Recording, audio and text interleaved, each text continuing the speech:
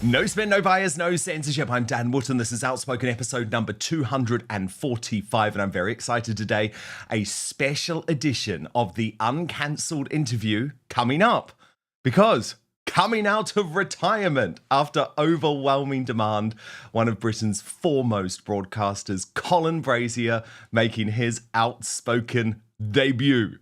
A veteran of Sky News before it turned to Sly News, a launch presenter at GB News, and latterly the nighttime host at LBC, quit the industry altogether to become a farmer after refusing to peddle the MSM narrative.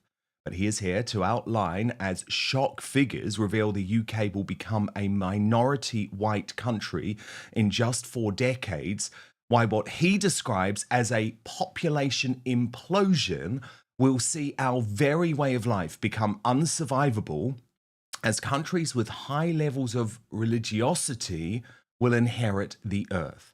So, how can Britain be rescued, or is it too late?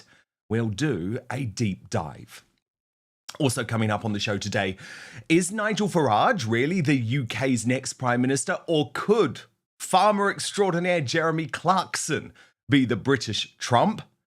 And is it really the end of Sly News after biased moments like this?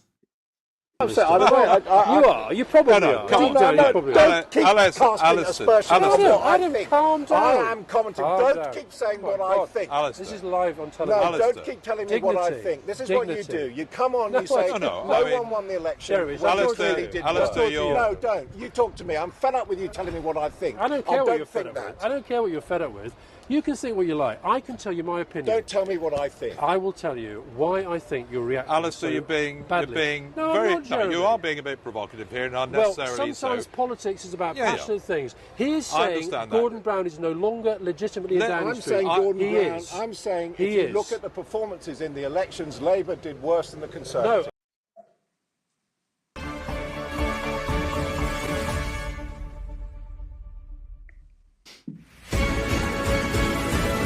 Burnley. Whoa. Oh my God.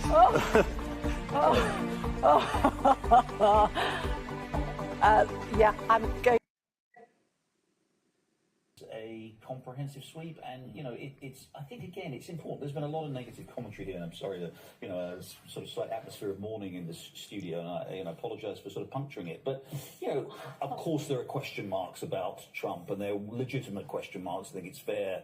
You talk about guardrails, and Not sure if you can call them highlights, to be honest. So maybe we'll do the worst bits of Sly News later in the show and get Colin's take.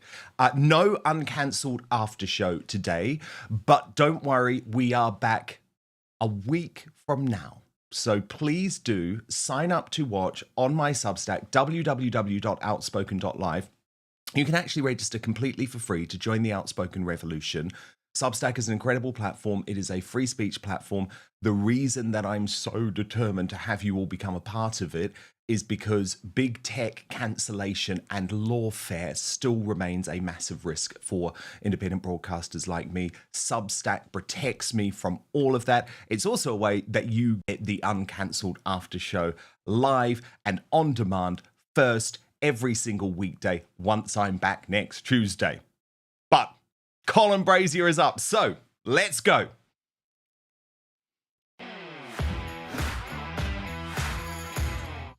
Colin Brazier, thank you so much for coming out of your MSM retirement. You know that I have been pushing for so long, but I have to tell you, Colin, I get so many messages, and I am not misleading you for 1 second saying, Dan, you have to get Colin Brazier on the show because he's still posting all of these incredible things on X. So I finally convinced you.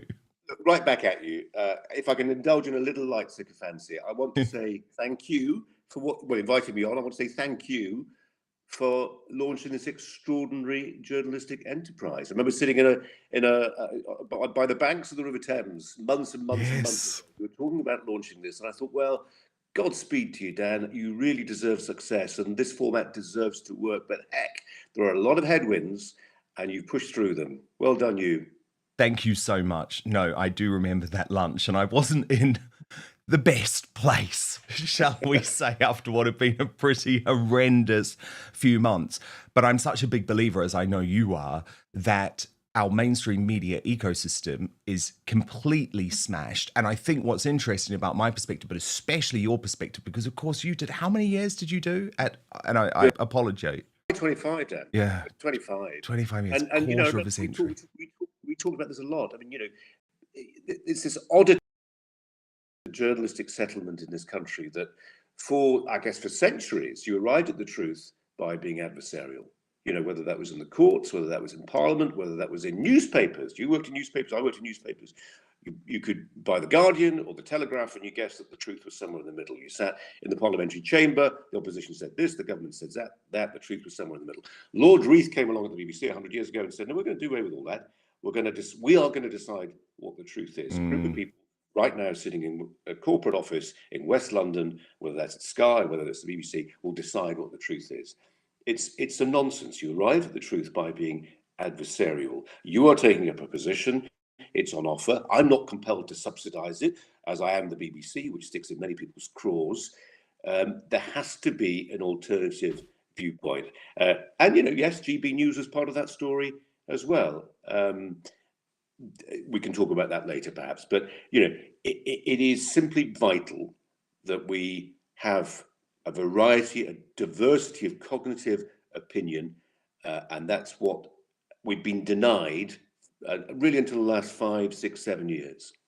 No, indeed. And I think it's so critical that the state is not censoring and controlling those outlets. But look, I do want to come to the MSM and the state of the MSM later in the show. But given, I think, Colin, what you would describe as the passion of your life, the issues with the UK birth rate, I wanted to bring to your attention, I know you're all across it, this shocking post from Matt Goodwin, who had done all of this research for the University of Buckingham, and he revealed last week white Britons will become a minority by 2063. The foreign-born and their descendants will be a majority by 2079, and roughly 1 in 5 will follow Islam by the year 2100. Now, what's actually fascinating, Colin, since that research went mainstream, and I give Matt Goodwin a lot of credit for doing it, by the way, is actually, and I don't know where you stand on this, but the vast majority of people who I've spoken to believe those figures are actually incredibly conservative. And that given the birth rate and the discrepancies in the birth rate between the native population and the Muslim population, actually, it's not going to take this long. So look, you're the expert on this. Like, how bad is this crisis for the United Kingdom, and is there any way to solve it? Matt Goodwin said in his piece that consistently the demographers and the statisticians have underweighed the rate of migration to the UK. So the weight of evidence suggests that, if anything, we are undercounting. The figures speak for themselves. Matt Goodwin isn't the first person to come up with this, but credit to him, you're right. And credit too to the University of Buckingham, because, these academics need time to crunch these numbers. And we have an academy out there, we have a higher university, a higher education sector, a university sector, which does not commission this kind of work because it presents, as we've seen with what Matt Goodwin's come up with, inconvenient truths. The bigger question, and you're right to get to it, is what on earth do we do about it? I got a text a couple of weeks ago from one of Nigel Farage's advisors who said, what did you make of what Nigel's had to say about pronatalism, by which I mean the policies which allow you to encourage people to have all the children they want, not some sort of weird Handmaid's Tale, old white men telling young women to have children, but actually simply saying to young men and women, how can we help you have all the children you want? And what I said to Nigel's advisor was that we've got to get both sides of the equation right. It's not good enough. It's right, but it's not good enough to simply say we must curb immigration lest we lose what it is to be this country. You have to fulfill the other side of the equation.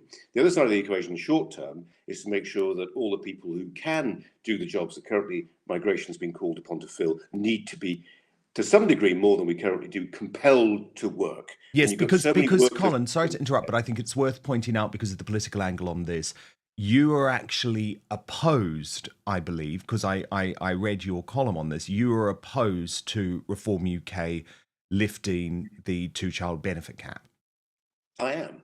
I think because when you've got the much bigger problem right now in the UK is people simply not having any children at all, involuntary childlessness. You know, I look at my 6 children who are coming into that, my oldest is just turned 26, they're coming into that world now where, you know, they're saddled with student debt, they're looking at the prohibitive cost of both childcare when that's necessary, but the housing is the key thing. And of course, so much of our housing stock, the really good, you know, in my home city of Bradford, when I think of those big Victorian terraced houses, which, you know, are simply not accessible anymore. They have gone to New Britain, if I can put it that way. There's been a flight to the countryside where new builds happening, yes, but the houses are pretty pokey and they're expensive.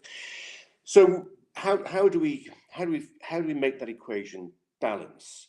We have to not indulge in fantasy politics like lifting the two-child cap. That's not helping people who can't have any children at all. It's not helping those who've had one and think, crikey, that was tough, that was expensive, we can't have another. I wrote a book down 15 years ago lamenting the growth of the one-child family. I remember people at the time said, you can't, you know, you've got friends, I've got friends who, for a variety of different reasons, only have one child. But it is true that many people would love a second child. They simply feel they can't afford it. And I think there are brilliant reasons why society needs families, multi-child families, where an only child has a sibling. So let's not worry too much about those families that have 5, 6, 7 kids living sometimes in quite luxurious accommodation funded by you and me taxpayers. Let's worry far more about those young Britons who are desperate to have a family. I'm not talking about those people who don't want kids. If that's their choice, have your 3 skiing holidays a year, you know, it's green carpets, that's fine. I'm talking about those people like my children who would, I think, want children, but the headwinds against them are so strong, so strong that it's going to be tough. We've got to make it simpler for them. Yeah, and I think what's really interesting, of course, and what the mainstream media avoids talking about, and to be frank, what Reform UK also avoid talking about, is that religion really does come into this. Like, there is no issue in terms of the Muslim population in this country and their birth rate, is there? I mean, it varies according to religiosity, and that's true of all religions. You know, so Salafists and Deobandis will obey the injunction to have more children. Orthodox Jews will have more children than Reform Jews.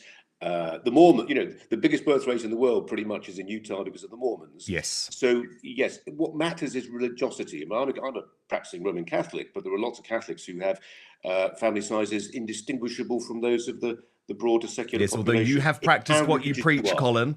Reminder, how many kids? Well, 6 when I last looked. What's Boris Johnson up to now?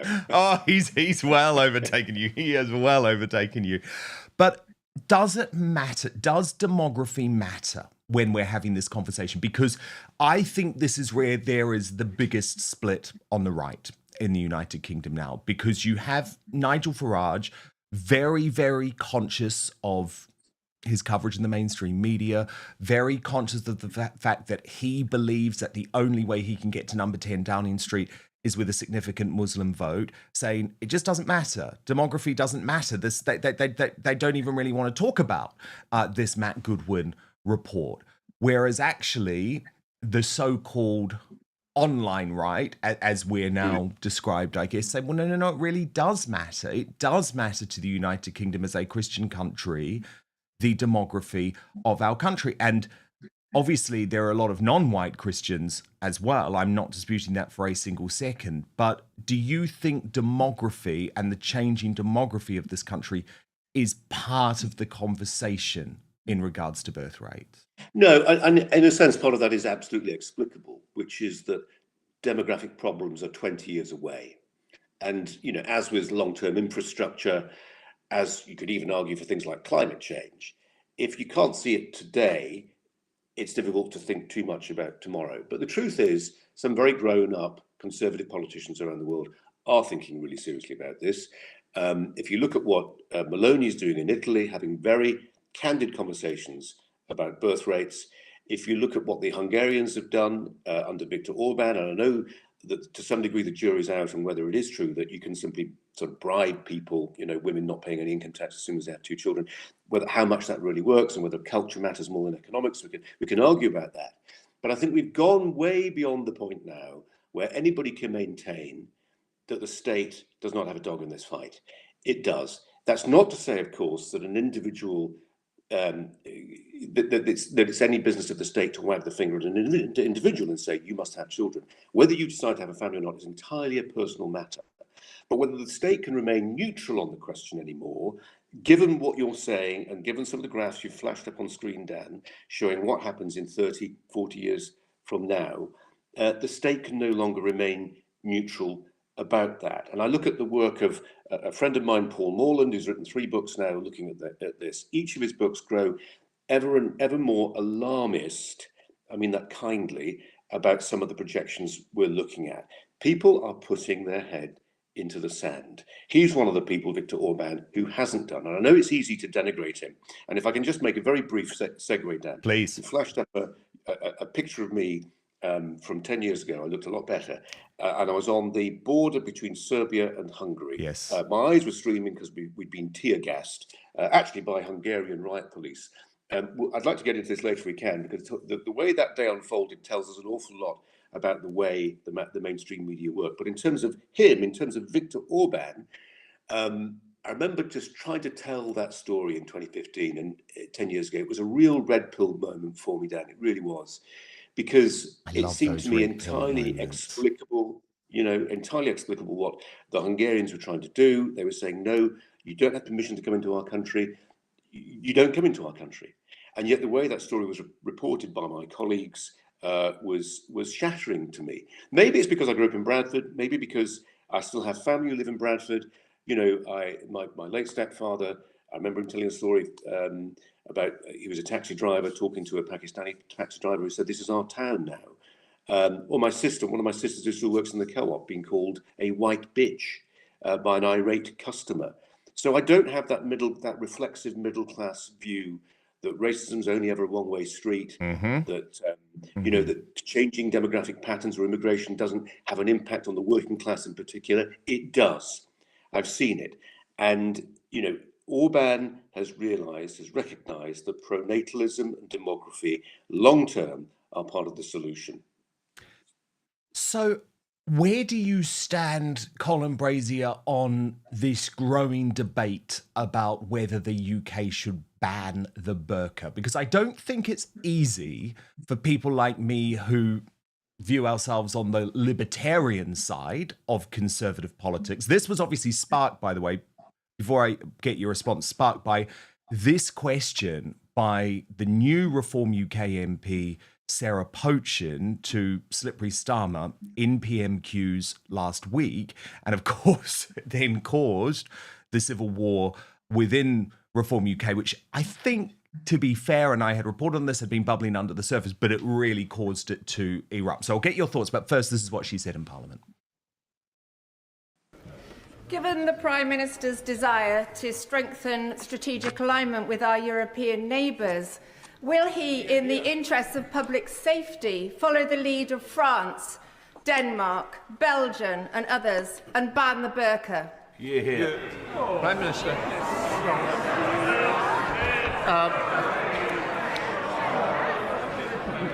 Can I welcome her to her place?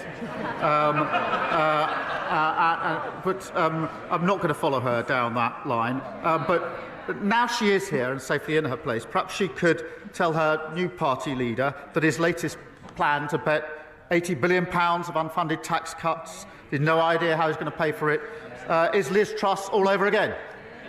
Although, considering I think she was a Conservative member when Liz Truss was leader, she probably won't. So Slippery Starmer just went to his pre-written script, right? Because he knew Pochin was going to ask a question, so he just went to his pre-written script, not even prepared to have the question. Nigel Farage has not come out specifically and said the burqa should be banned, but believes there needs to be a national debate. Where do you stand? I'm with you, Dan. I mean, my natural libertarian instincts recoil from the idea of telling people how to dress. However. There is a however, yep. Yeah. I mean, I remember working in Paris in the early 2000s, covering the story because the French had banned the burqa in public buildings and hospitals and schools, and covering some of the marches that followed in Paris thereafter. I remember going to Afghanistan and Pakistan after 9/11, spending months there, and certainly in Afghanistan seeing the burqa, and then in the years that followed, going back to my native Bradford and seeing the burqa slowly, and this had been building actually for a while through the 90s, seeing the burqa slowly replace South Asian dress. So this essentially Arabic way of dressing, a very Salafist way of dressing, slowly filtering into mainstream Muslim British society. Is it in and of itself a bad thing? Well, of course it is.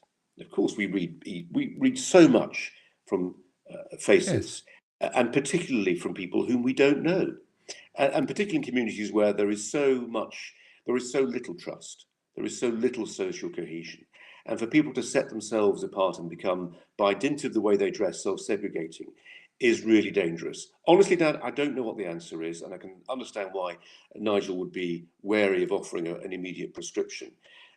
Is it a debate? Of course it is. Was she right to bring it up? Of course she was. And that tells us a story about the shifting Overton window that changes. You know, when she asked that question, she was patronised by Starmer. It was her first question. What an enormously difficult moment for her. She bravely raised a topic that needed to be raised, and her reward was, well, you saw it in the faces of the Labour front bench, who sneered at her. It was a necessary question. I don't know the answer to it, but I know it was right to put it. Well, of course. But we know why Labour sneers, don't we? Because they are completely terrified of the fact that at the next election, they're not just going to be destroyed by Reform UK in the Red Wall or on the right, however you want to describe it, but they're also going to be destroyed, including, by the way, in seats held by Yvette Cooper and Wes Streeting and Ed Miliband, by sectarian politics, which has been introduced into the United Kingdom. They don't want to have the discussion. That's why you'll get so-called, woke feminist Angela Rayner happily attending a mosque where she's literally surrounded by all men, knowing full well that a woman would not be in there. But more disturbingly, for me, Colin, it also means that they're not prepared to talk about what is really going on in the mosques up and down this country. Now, I actually used to live in East London, in Tower Hamlets. Now, when I had Sahal Ahmed, an amazing young man, actually, he's a Muslim who was plotting to blow up Canary Wharf, and British-born guy, happens to be a gay Muslim who de-radicalized. But when he told me on this show about what British-born young Muslims are being taught in the mosques of East London, well, for me, that was the red pill moment, because this is not mild stuff. This is literally women should never leave the home. And by the way, if you're a gay man, which this guy happened to be, hence his de-radicalization, you will be thrown off the top of a building, even in the capital of the United Kingdom. So Dan, this all links together. And I'm afraid a huge portion of the blame lies at the feet of the tribe that you and I used to make our respective livings in, at the foot of mainstream media, because of their lack of skepticism, but in particular their lack of curiosity. You mentioned your friend. I'll mention mine, Ed Hussein, who similarly grew up in East London, devout Muslim, late teens, early 20s, veers off into really quite strident Islamism, wrote an amazing book called The Islamist, but then a book which I recommend everybody reads called Among the Mosques. And there is stuff happening and there are things being preached, things taken for granted, not necessarily out and out radical stuff, but a sort of overall set of views which are tolerated in some British mosques, which ought to be challenged, but more importantly, we ought to know about and discuss. This is in Britain, these are British people, these are British Muslims. What goes in a mosque, what is said and preached in a mosque affects us all. And yet, to my uncertain knowledge, the only well-known book that's investigated what's happening is from Ed Hussein. It ought to be part of the warp and weft of what journalism looks at, investigates and talks about. And yes, by the way, what is discussed in Parliament. But it won't be, and you and I both know why, because it will present us with inconvenient truths. Well, of course. But when it comes to the mainstream media, Colin, there is no excuse. We know why it happens. They are so terrified, especially, by the way, places where I used to work, which are considered to be on the centre right. I'm thinking about The Sun, I'm thinking about the Daily Mail, because they live in daily fear of being accused of racism, of being accused of being far right. And that's what I actually think is the most chilling thing. That fear is now so prevalent amongst the mainstream media that you know full well so much about what the mainstream media does and their power is just about story selection. Story selection is everything. And guest selection. Story selection and the way you prioritise some stories and ignore others. Something happened, Dan. I don't know what the year was, but somebody, maybe one of your viewers can help us with this. But there was a year when it happened, when the weather changed. And by which I mean, I remember being on Sky post 9/11. The world was in tumult. As Tony Blair said, the rules of the game have changed, and they had done. But what was happening, say at Sky, was that there was a freshness, there was an openness, there was a candour about the conversation around Islamism, about whether to what extent the actions of terrorists were informed by underpinned by their religious fervour. And I remember interviewing somebody like Amjad Chowdhury. Is he still in prison? He later went to prison, I think.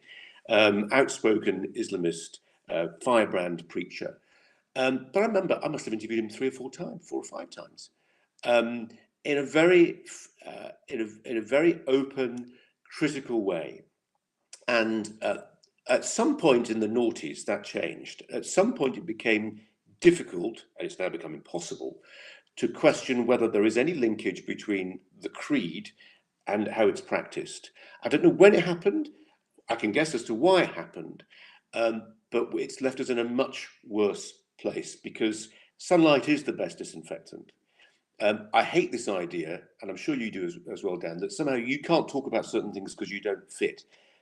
So sometimes some of my daughters have said this to me. Well, Dad, you can't understand what it's like. You're a man. Yeah, how can you talk about abortion? Because I think everybody's entitled to have an opinion about everything.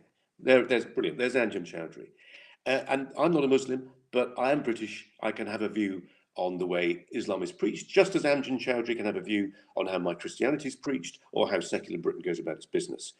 That's the nature of a democracy. Something happened, Dan. Something happened in the late noughties that moved us away from candid conversations about Islamism and Islam. I remember John Reid, the former Labour Home Secretary, was it after 7/7? I can't quite remember, but at some point in the noughties, addressing a press conference in East London and saying that the word Islam literally means peace. And I remember thinking everything I've read says it's not peace, it's submission. But to challenge him now, to challenge somebody on a mainstream media interview without being accused of Islamophobia by putting that observation to them, I think it would be impossible now. And I think something's changed dramatically in the last 15, 20 years. Yeah, it has, hasn't it? I mean, I think so much about my time in London, and 7/7 was absolutely seminal. I mean, I moved to London as a 21-year-old at the end of 2004. And my God, that city was brilliant at that point. I mean, it was an absolutely incredible city. But the spectre and the shadow of Islamist terrorism has hung over our city for that entire time. Because if you were on the tube on 7/7, as I was, if you were evacuated on the tube that day, you will never forget the consequences of it. And I never have.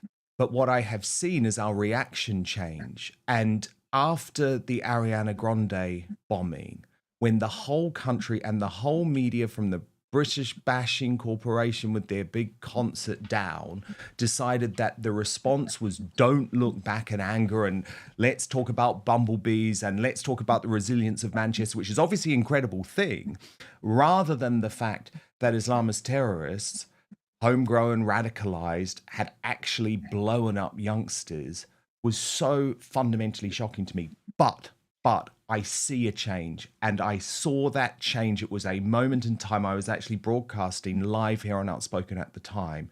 It was that day, that moment, that Keir Starmer, Slippery Starmer as I called him, turned up to Southport the day after that massacre, which stunned the country. There were people, locals, you know, he tried to dismiss them as far-right agitators. They weren't. It's now proven that the people who were there who were heckling him were locals. Some of them even friends and family members of those 3 young girls who had been massacred by Axel Rudakabana, who was absolutely radicalized by Islam. He had an Al-Qaeda training manual in his room. He's now a practicing Muslim behind bars at Belmarsh. You know, the mainstream media will never say that, but that is the reality. And I sensed that change. I feel like the change from Manchester to Southport was so fascinating. Dan, there was so many opportunities for the mainstream media to recapture public credibility, and instead they went down the corrosive road. I was at Manchester for the Ariana Grande concert for a week or so, but before then I'd been at places like Sousse and Nice and Nairobi and Paris, and I could go on and on and on for the standing by the police tape. And coincidentally, there was a different approach, say, for the way the French media went about it, much more candid. I think if you look at the public discourse there, it's much more willing to take on some pretty sacred cows in a way that we just aren't. What is it about our media that found it so difficult to address honestly what was happening, and ended up, you know, the whole sort of, it was ritualized, Dan, it was ritualized. I remember in Manchester, sea of teddy bears and candles and cards and helium balloons, and thinking then, if 10 years ago, there would have been conversations about what was really happening in Mancunian suburbs, which had incubated an Islamist philosophy. But now we're just talking to people about love and peace, and they're all very creditable virtues. But they will not take you to the nub of the question, to some of the hard decisions and choices that may have to be made in the future. So for me, that I'm with you, Dan. That was what happened in Manchester in particular was the apotheosis. It was the point when people realizing, a lot of people saw that coverage and just thought the mainstream media is getting this so wrong, and it was deeply corrosive. Could Jeremy Clarkson be the British Donald Trump? This is a question now increasingly being asked in political circles, who wonder whether Nigel Farage and Reform UK have what it takes to enter number 10 Downing Street, but realise that our politics is completely devoid of the sort of individual who could lead a populist revolution to change the country, a MAGA-style movement here in Great Britain. Now, obviously, Clarkson has been a national treasure for such a long time, has always been anti-woke, even at the British Bashing Corporation. When you look at how he exited, for example, that fight over a steak sandwich, I mean, this is without any doubt a man of the people. But I think his elevation to almost godlike status came as a result of Clarkson's farm. For the first time, farming became very sexy in the modern media landscape. And it really has elevated this man's position as someone who has the potential to lead a movement. Now, Colin Brazier, you, of course, went into semi-retirement because of your passion for farming, which is obviously quite a U-turn. But something has changed, hasn't it, with Clarkson and Clarkson's farm? We saw those protests. We saw the way that he has been able to create this populist revolution.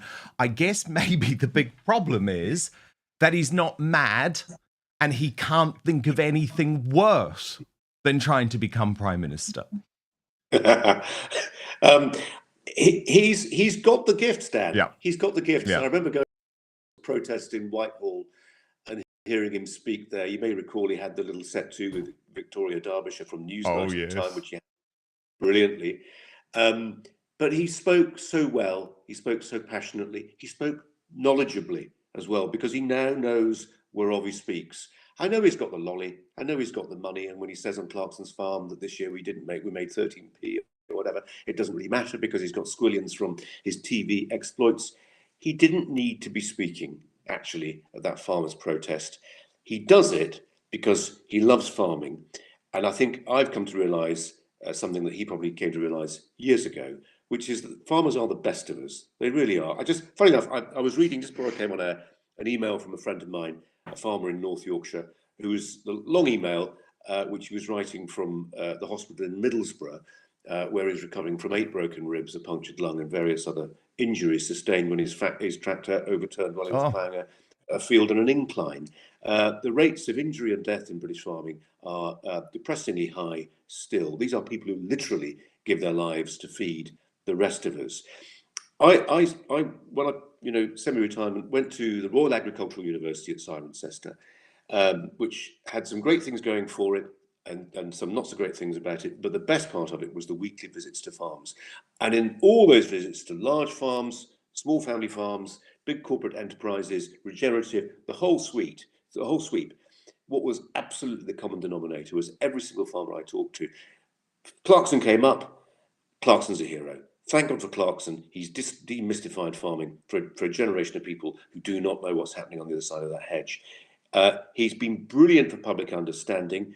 With the politics, I don't know. You know, everybody who does a job like the one you're doing, Dan, at some point would have thought about going into politics, or at least it would have been suggested to them, why didn't you go into politics? Well, sometimes the answer to that question is because maybe I can move the dial a bit more sitting in the chair. I don't need to submit myself to the admittedly very honourable, I would say, standing for election is a very honourable thing to do. But sometimes you can move the dial more by addressing the TV cameras. And I think he's made that decision. And if he has, he's right to have done. Yeah, I mean, I am certainly one of those people who has zero interest in it. What about you, Colin? Come on, you must have thought about it. You must have Nigel Farage, your former colleague, calling you up, saying, come on, you would be the perfect Reform UK MP. Yeah, I have a recurring dream about it, Dan. I'll tell you over a drink. But look, it's... there's a dear friend of mine, Alex Dean, who stood as a Tory candidate Great guy. In Finchley, formerly Margaret Thatcher's seat, and he lost. He lost by 4,000 votes. Astonishing. He ran a really good campaign. I don't think I'm speaking out of court when I say he would have taken a pay reduction had he won the seat. When he was running his campaign, he couldn't run his campaign out of the main office because it had been firebombed. He's got a heavily Jewish constituency and there was a lot of anti-Semitic violence going on at the time. So as an MP now you face some physical jeopardy. Let's not forget that as well. That's, not a particularly attractive prospect. It's a really honourable calling, and I really admire people who become MPs. And I do not subscribe to this worldview that says they're all in it, they're all venal, they're all in it for themselves. The money's not that great, actually, in the scheme of things. There's Alex, terrific guy. It's a calling that puts huge strains upon relationships with children and spouses and partners. I applaud all those people who are willing to do it and submit themselves to the test of the electorate. Maybe one day, Dan. Maybe one day, but not today. I just wanted to have a look at that moment, that really fascinating moment where Jeremy Clarkson, you referred to it earlier, Jeremy Clarkson takes on his former employer, the BBC, at that farmers' march. And you talk about moments that move the dial, and I think that this was one of them. I'm here to support farmers. So it's not about you, it's not about your farm and the fact that you bought a farm to avoid inheritance tax. Classic BBC then, classic. Oh yeah, okay, let's start from the beginning. Sure. I wanted a shoot, okay? That's even worse to the BBC. I wanted a shoot, which comes with the benefit of not having to pay inheritance tax. Now I do. Where should they get the money from if it's not from farmers? From farmers. You hear that, everyone? BBC thinks you should be paying for everything. Okay, do you know how many people pay inheritance tax in this country? It's 4% of estates. What? 4% of estates. 4% pay inheritance tax. 96% of the population of the UK does not pay inheritance tax. After this becomes law, 96% of farmers will. Where have you got that figure from? Who here, can I just ask, who here is going to be unaffected by these changes? No one. Where have you got the 96% figure Well, from? you've got 96%. Well, the same place that Rachel Reeves does, from the middle of her head. What is your message to this government? Please back down, please. And get the money from where? I'll tell you where you get the... Walk into any of the offices around here. If you don't understand what somebody's job is, fire them. Yes, I want him as Prime Minister. But honestly, it was one of those moments, wasn't it, where it feels like, wow, he's a star of the BBC. He now acknowledges that the BBC has never been more out of touch. This issue that he's so passionate about, they don't even understand what they're asking. I thought it was amazing. Yeah, I agree. And just, I mean, without being indulging in too much media navel-gazing, Dan, just the tactic of turning to the crowd. You know, the way TV studios work. I was saying to somebody the other day that it's often said that a TV camera will put on, 10 kilograms onto a presenter's face. That was the old cliche, wasn't it? Actually, what it really does is adds about 20 points to their IQ.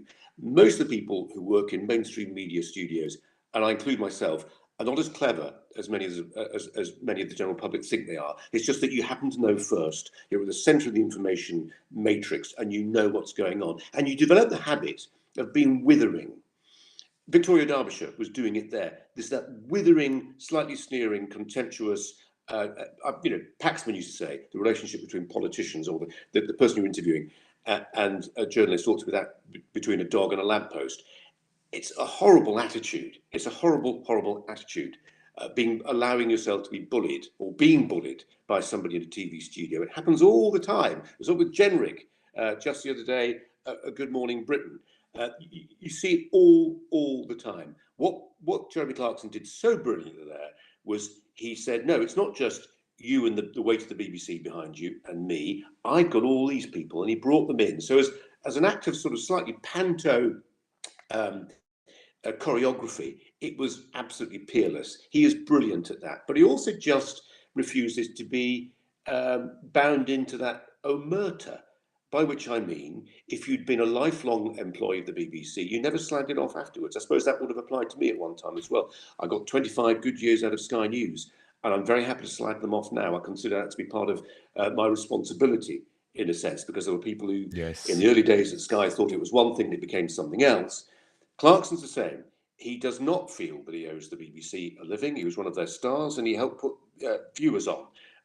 Good for him to then be red-pilled and come out and feel he can say what he says. Just one final thing I would just say, Dan, just on Clarkson. During lockdown, some of my kids were at home and I was working up in London a lot. And, as many parents will recognise that constant struggle you have to try and stop a generation that is suffused in a woke culture becoming woke. Here was part of the vaccine, the woke vaccine that my children had. And it was probably one of the wokest of my children, who started watching Top Gear.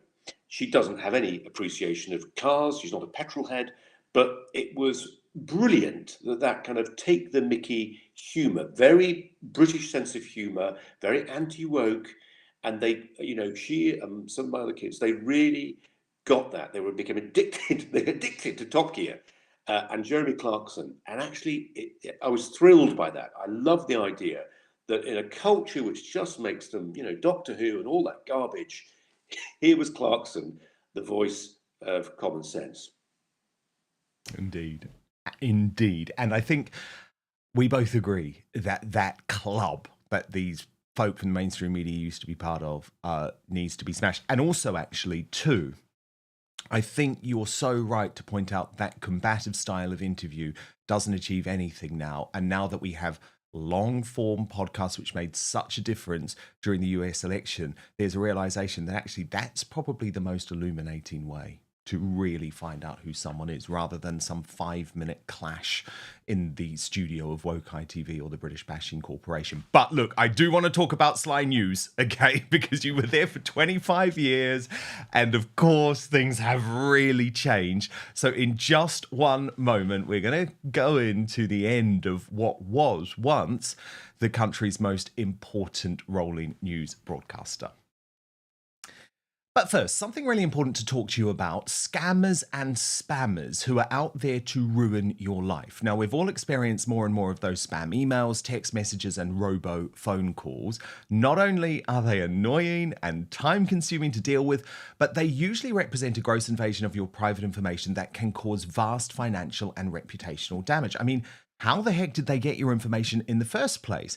Well, it's likely as a result of data brokers who know everything about you: your health information, relationship status, mortgage details, and so much more, and sell it for a profit. These data brokers can directly or indirectly expose sensitive information to bad actors, putting you at risk of identity theft. Now, the number of data breaches worldwide rises every year. According to the annual data breach report by the Identity Theft Resource Center, it went up 72% in 2023 compared to the previous year.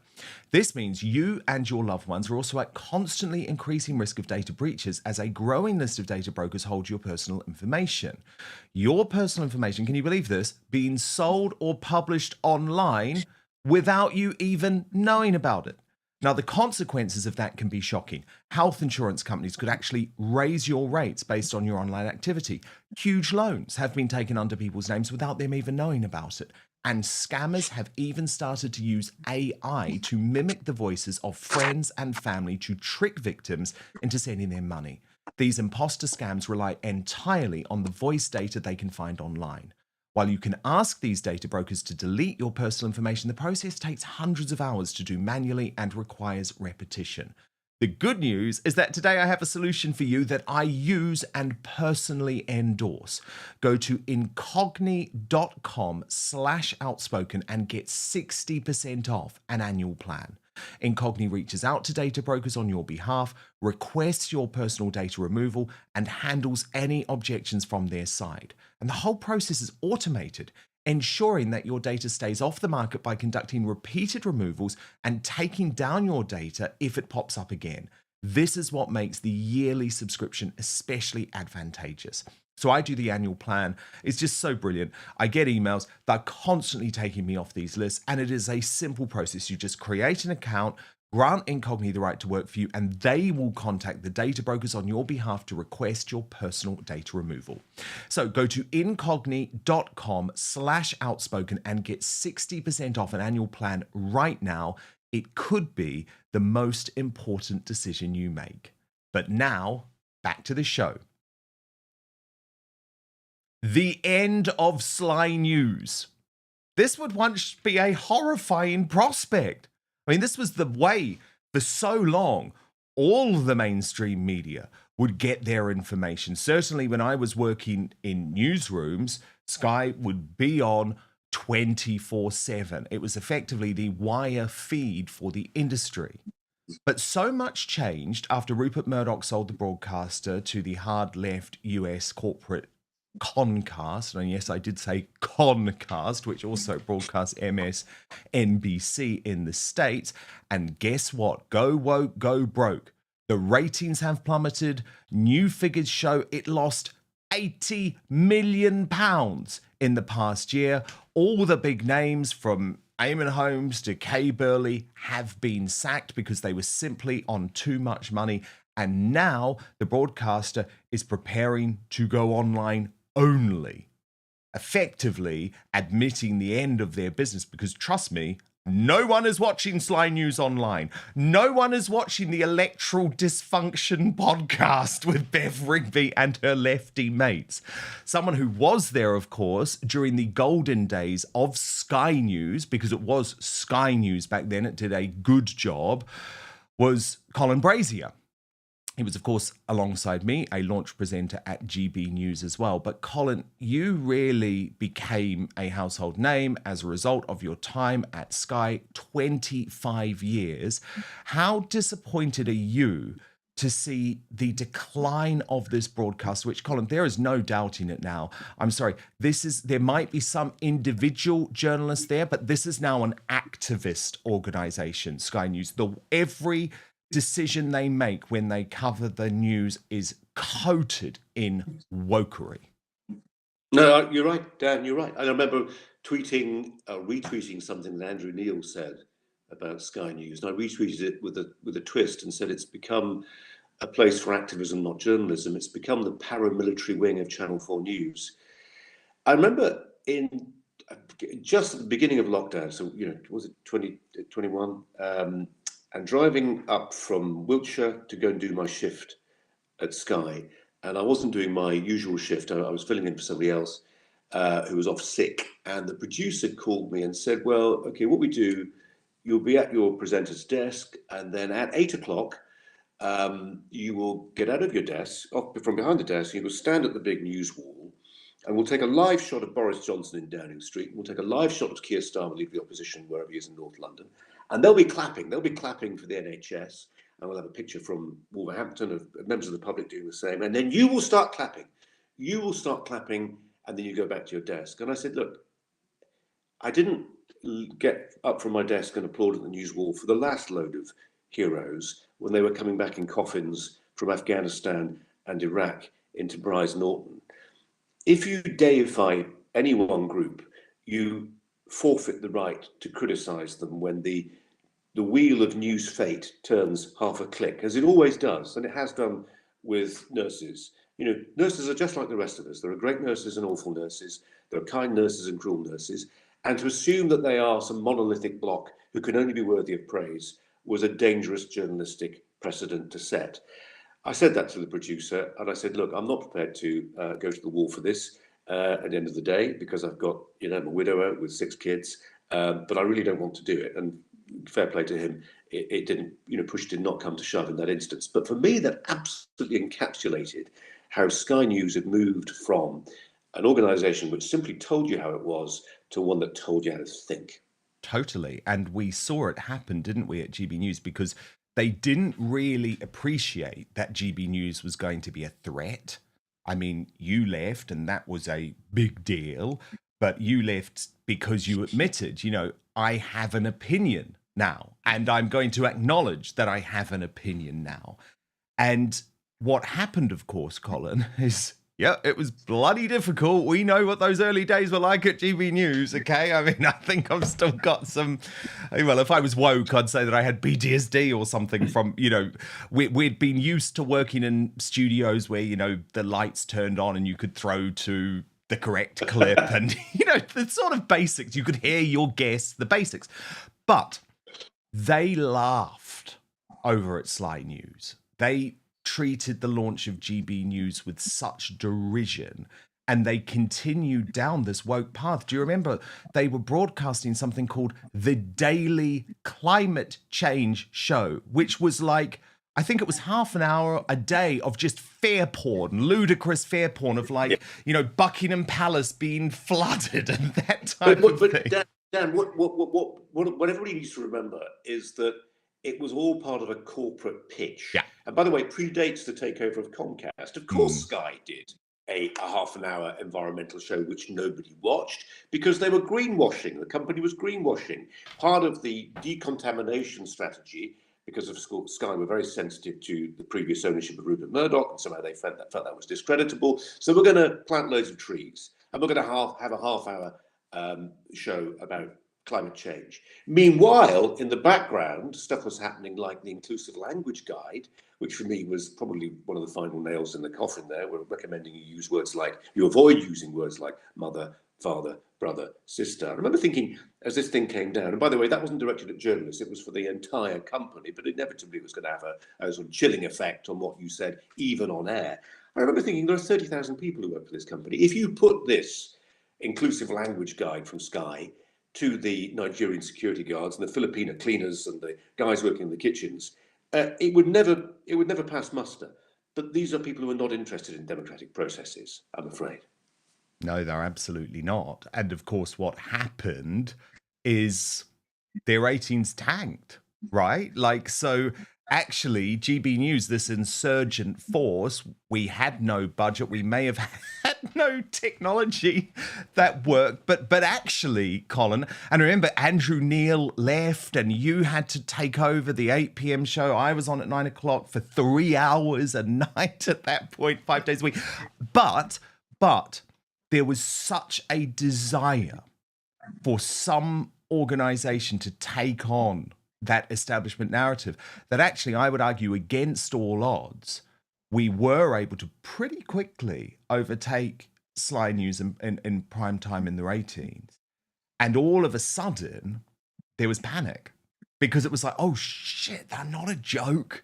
Actually, they're beating us. And then you get the boss of Sly News moving to the off-communists to actually try and launch this shutdown, which I think to some degree has been successful. I don't know enough about that to endorse that. And I'm going to just challenge one other thing as well. I don't know whether Kay Burley was sacked or not. And I know that on our side of the aisle, there are lots of people who are unkind about Kay. Can I just say this in a spirit of even-handedness? When I was at Sky and my late wife was ill, nobody did more to support me during that time, including making sure that some big, hefty medical bills got paid for by Sky's private health scheme than Kay. And so can I just, in a spirit of openness and even-handedness, I have to say that. No, I always want you to be honest. I mean, gosh, Kay Burley, my experience with Kay Burley is a very interesting one. Very, very interesting one. She, I mean, look, you can't deny that she was a legend of the industry. We actually used to be tight, you know, so she'd take on young journalists and she'd invite them out to loads of social events, and she liked having her crew around her, and I think she liked having a lot of young men around her. And I'm not saying in a particularly sexual way, because of course I was a gay man, but I think she's more of a man's woman than a woman's woman. But then she gave an interview. I was executive editor of The Sun. She gave an interview to The Sun. And in that interview, and she was quoted completely correctly, but I had nothing to do with it, right? I hadn't set it up. I hadn't done the interview. She said, it was something like, women hate me because their men want to be with me. It was some sort of cringeworthy line that ricocheted all around and went viral. And she really, really turned on me about it. And I'd always been quite a defender of her. So I'm not saying that she was not a legend of the industry, but my understanding from what is going on at Sly recently is that any big salary, you were just gone, right? And it actually started with Eamon Holmes, because he was on a huge salary comparatively, and Dermot Murnahan as well. I think he was on something like $500,000. And so basically it's just looking for ways. And so they have replaced, I mean, I would never watch Sky News. The thing about Kay Burley is she was a compelling figure. You did want to watch her. And they now have on the breakfast show a whole load of woke-topians. I'd never watch. Nobody else nobody else on satellite TV became a household name. Nope. Having only ever worked on satellite TV. She did.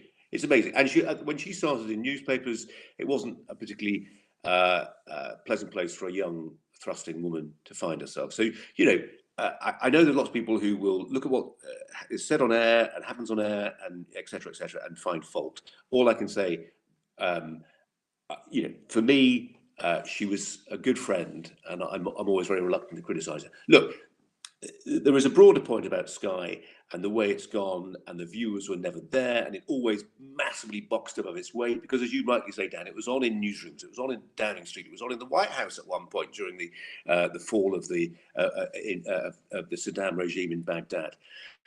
But it never had, certainly in the last 5 to 10 years, the support it had in the early days. I joined Sky, having come from the BBC, because it was a channel that spoke to the North, to the working classes. It wasn't the BBC, and then over the years it just became the BBC and worse. Yeah. Now, Colin, I know, and I don't want to put you in a difficult position. Of course you don't, because one of the great things that GB News has done And, you know, sadly, in so many ways, I have turned from, I guess, being such a believer in this mission and someone who's so passionate about what they're doing to a real critic, actually.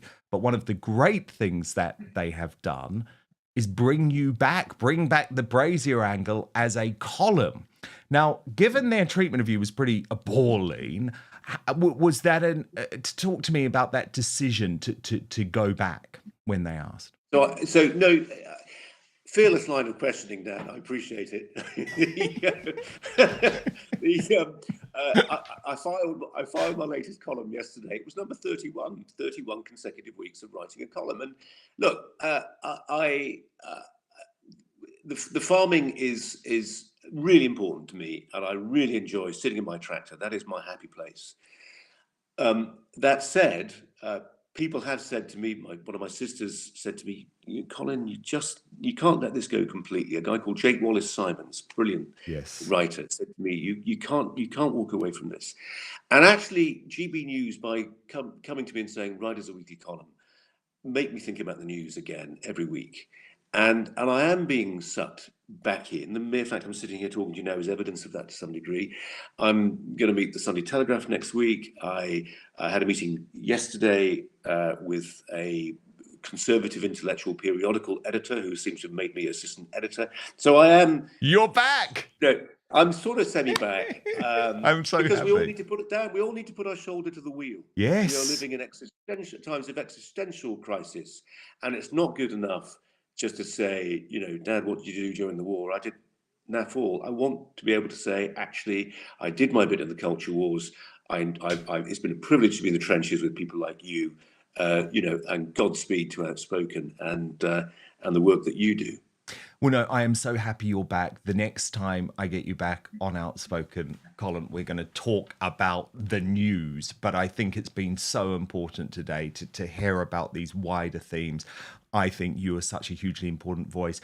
And I agree. We're fighting for our country.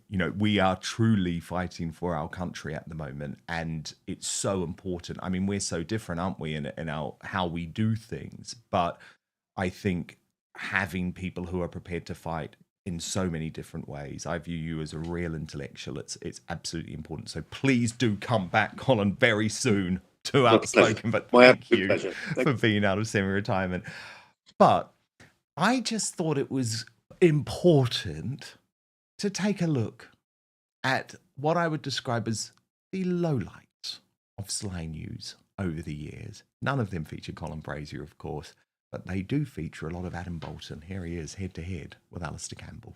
You are. You probably are. Don't keep casting aspersions on what I think. Calm down. I am commenting. Don't keep saying what I think. This is live on television. No, don't keep telling me what I think. This is what you do. You come on, you say, no one won the election. Alistair, no, don't. You talk to me. I'm fed up with you telling me what I think. I don't care what you're fed up with. I don't care what you're fed up with.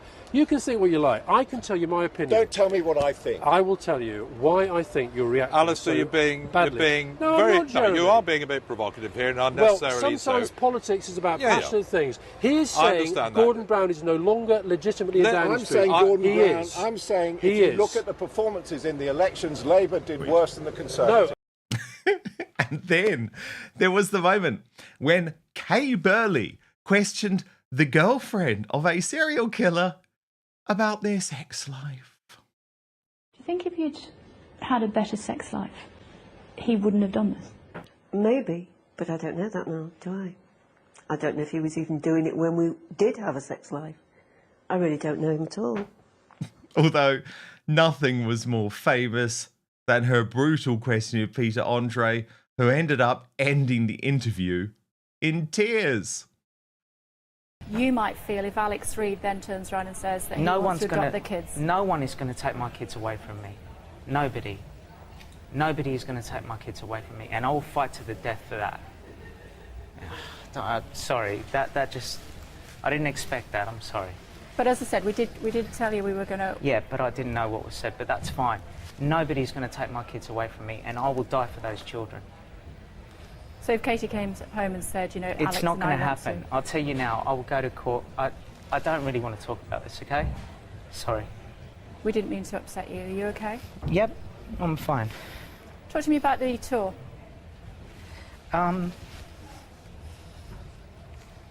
Okay. Can we, I'd rather just stop this, if that's all right. You want to stop? Yep, thank you. It's not just the guests who they treat appallingly, though. Do you remember the way that Adam Bolton spoke to Beth Rigby? Yeah, well, she's got to come and fucking sit here if she wants to be on telly. So has the great BJ been speaking yet? No. Are you going to send? Well, in the past few minutes, Mr. Johnson arrived. What the fuck? On a... Sit down there! Stop fucking around! Come on and then come on. And then Kay Burley, who didn't understand what Ash Wednesday could mean. We're waiting for Joe Biden to introduce the president within the next few moments, the vice president, as you said. What's happened to his head? I'm sure that's what everybody's asking at home. Yes, I don't know. It's a simple answer. Okay. Looks like he's maybe we'll walked get a into chance door, to find out a little later. Yeah, I'm sure that's one of the questions that the networks Well, will he's be been asking up in... him. Now, then I get serious, right? Because do you remember how Sly News acted during the COVID pandemic? They were revolting. Like Beth Rigby posing these questions to Dominic Cummings. Thousands of people watching this, ordinary families, have put up with all kinds of restrictions and hardships, regardless of their medical or family requirements. People not going to funerals, people not even going into hospital when their kids have been having cancer treatment. Why are you so different? What those people, I think, see here is that there's one rule for you, one of the most powerful people in this country, and there's another rule for them. Don't you think you, at the very least, owe them an apology? She did exactly the same thing to Boris Johnson. Vomit, drunken altercations, security staff being treated with contempt, cleaners having to mop up red wine. Sue Gray's a shaming dossier, really, isn't it, of what's meant to be the place, the heart of government that sets the standards of our country. And it's your culture under your leadership. Did you never for a moment during the past 5 months, or even this morning when that report landed on your desk and you read it blow by blow, think about resigning? A poll out today, just out, says 3 in 5 Britons think you should. Now, you know what? That may have been fine if Beth Rigby was following the rules. Oh, but no. That champagne socialist, along with Kay Burley, thought that the rules were not for them. And they were caught breaking the rules. So Sly News had to announce their suspension on air like this.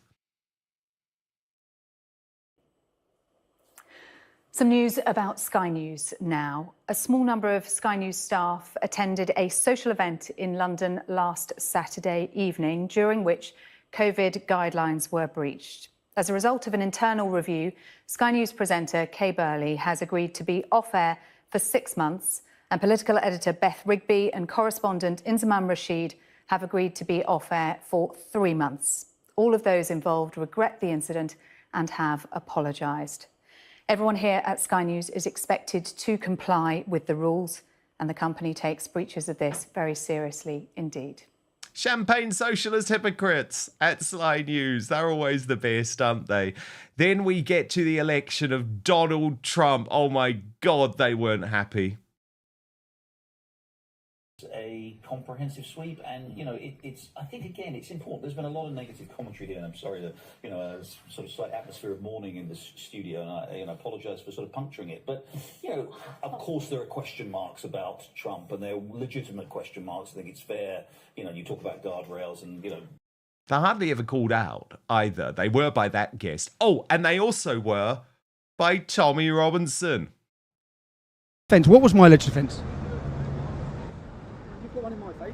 No, I haven't. Yes, you have. No, I'm bored now. She did. What's my leg? I'm bored now. What a great journalist! What a great journalist! What a great journalist! This is the problem, yeah? What is my alleged offence?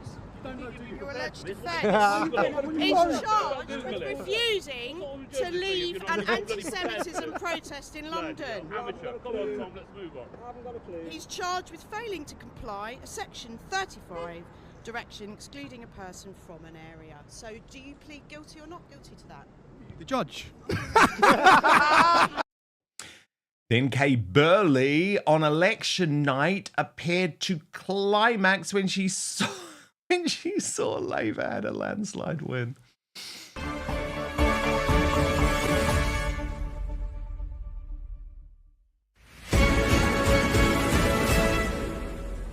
Oh. Whoa. Oh my God.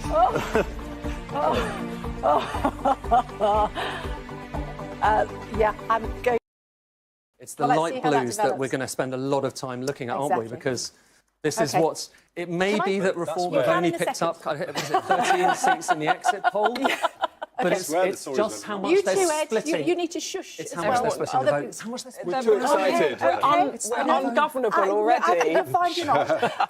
But what I can tell you is that there are 3 seats that are hoping to be...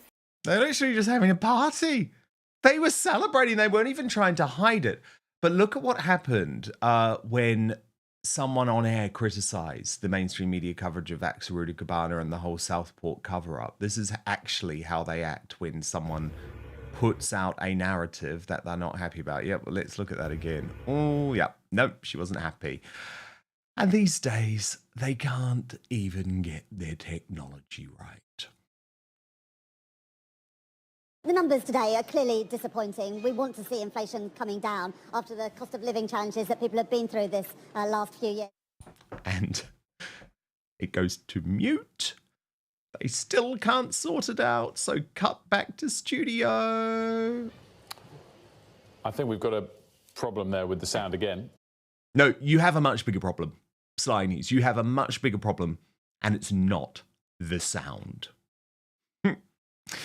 There's a look back. As I say, I'm not going to describe it as the highlights of Sly News, but rather the lowlights. Thank you so much for your company on Outspoken today. How incredible was it to have Colin Brazier back? Honestly, he is such an amazing man, such an inspiring man, a true intellect, but totally supportive of me. My whole time at GB News, through my whole cancellation, and I am delighted to see him sort of realise, actually, I've got something to offer to the world, because he really does. And I definitely want him back on the Superstar panel. Thank you so much for being here on this special edition of Outspoken. No Uncancelled after show today, but we will be returning next Tuesday. And so I'd absolutely love it if you could sign up to my Substack. Substack is such an important free speech platform. You can communicate directly with me on there. We're a community too. And most importantly, it is the way to save me and protect me from big tech cancellation. All you have to do is sign up at www.outspoken.live. That's www.outspoken.live. Then you'll be prompted to enter your email address.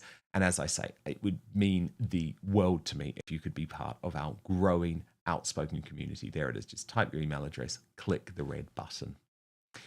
We are back, though, with another special edition of Outspoken, 5 p.m. UK time tomorrow.